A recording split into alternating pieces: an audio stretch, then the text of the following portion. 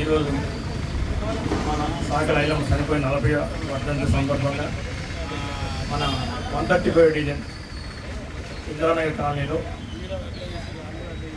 అతి వైభవంగా ఈ యొక్క కార్యక్రమం జరిగిస్తున్నారు మన శ్రీఎస్ గారి ఆధ్వర్యంలో. దీనికి అందరం రావడం జరిగింది.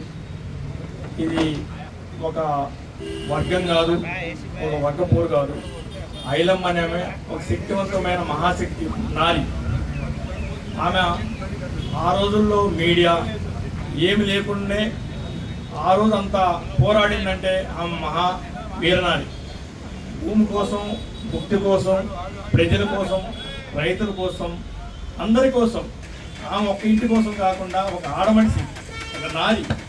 ఆమె ఇంతలా పోరాడి ఈరోజు ఒక నారిగా పేరు పొందుతుందంటే ఆమె ఆ రోజుల్లో ఎంత కష్టపడిందో.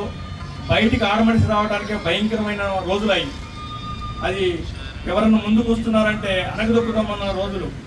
అటువంటి రోజుల్లో ఆ వీరనారి ఏమి ఆయుధాలు లేకుండా ప్రజల్ని ఆకట్టుకొని, రైతులను ఆకట్టుకొని, ప్రజల్లో జరిగే అన్యాయాలను పోరాడుతూ ఆమె 40 సంవత్సరాల నాటి చనిపోయిందనే కానీ ఈరోజు అందరి గుండెల్లో ఆమె ఒక ఆదర్శ మహానారి. ఆ నారి కోసం ఇవాళ మనం చేస్తున్నామంటే చాలా చిన్నది, కానీ ఆ రోజుల్లో ఆమె అంత కష్టపడి అంత చేసింది కాబట్టి అటు గవర్నమెంట్ కూడా ఆ విగ్రహం పెడతాం ఈ విగ్రహం పెడతామని కాకుండా అందరి తరపున ఆమెను కూడా విగ్రహం ఒక గవర్నమెంట్ హాలిడే ప్రకటించాలని మేము అందరం కోరుకుంటున్నాం.